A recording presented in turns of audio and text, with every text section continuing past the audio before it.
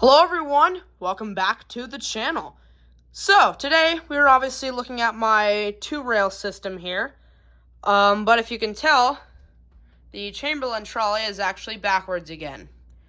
So, and I don't know if you saw my recent YouTube shorts, but I decided to put up the Genie 1024. So this one I did just for the hell of it. I kind of wanted to see this thing again. I did the one that is slightly older. This one's from 2008. Right there. 12/08, so December of 2008. This one is the one that moves slightly faster, and this is the second one I got. So, I wasn't going to make a full video of this, but the only reason why I decided to is because I actually made some serious improvements since the last time that this thing was on the rail.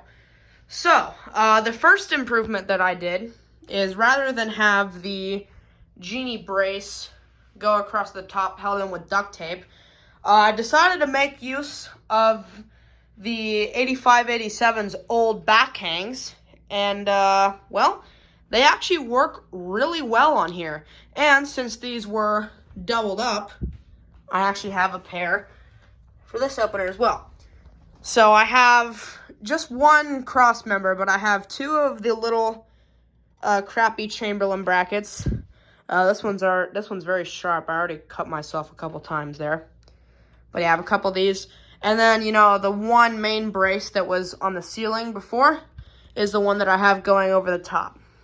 So, yeah, it works pretty good. I pulled the sprocket up so that it would touch the bracket, so that it would make less noise on these bolts. I put a little grease on them, and I put some grease up here.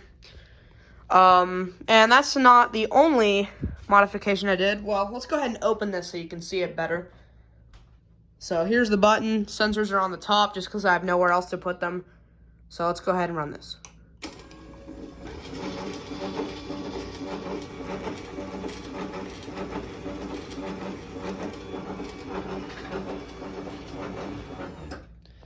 So yeah, if we come over here and look where the chain is, this chain is too long for this, so if I didn't do this loop here, it would be sagging over. But the difference is, instead of having the chain be in an actual loop, and I could tell that it was bending the chain pretty bad, and it looked not so good. So what I decided to do is I just put a bolt in here, and put a nut right there. And it seems like it's holding so far. I hope it doesn't come undone, but I don't think it will. The washer, or the nut, looks a little bit bent. Probably isn't a good thing, but it seems to be holding pretty well. So yeah, this thing is a lot more solid than it was when I first had this on the rail last time and this time before I did these modifications. Because when I originally put it up, I just had it the same way it used to be, but it has all the better upgrades now. So we'll go ahead and run this back down.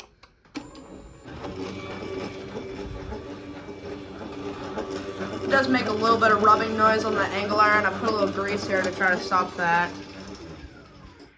And because this sprocket is so low in comparison, like, let's look at a LiftMaster sprocket here.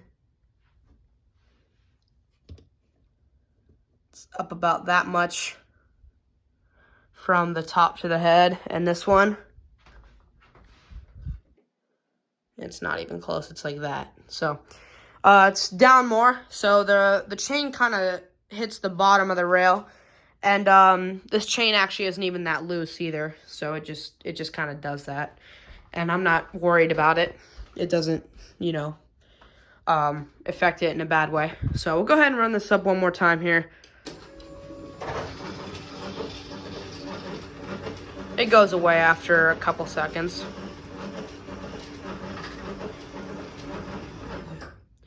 But yeah, I like this opener a lot. I guess we'll give you one run of the Genie screwdriver while we're here. So here we go. It's quite a bit louder.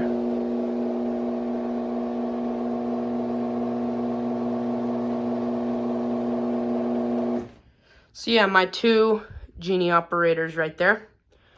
go ahead and close this screw drive back down. It's shaking those boxes a little bit, which is worrying me. Screw. Very smooth operation with this one. One thing I did notice though, which is concerning, this actually makes me a little bit hesitant to keep this up. I'm not sure if it's the same with that one, but I have these 4 screws turned to what I believe is the minimum. It has an arrow here, which I would assume means if you turn it this way, it increases the force. But the force is set on minimum, and I tried to get it to stop, and it would not at all. So I was really using a lot of force, and it wouldn't stop at all. I heard even the pitch of the motor drop a whole lot, and it still wouldn't stop on minimum force. So, yeah, that's not a good thing. Apparently, the force is not working. But anyway, we'll give it a quick sensor check here. This one, when you interrupt the sensors, the light on the opener flashes until it gets back to the top. And then the light quits flashing when it gets back to the top. So, let's go ahead and close this down one more time. We'll run it with the remote. This little itty-bitty Genie remote. I'm still astonished with how small this thing is. So, we'll come over here and close her down, and that'll be it. Whoops.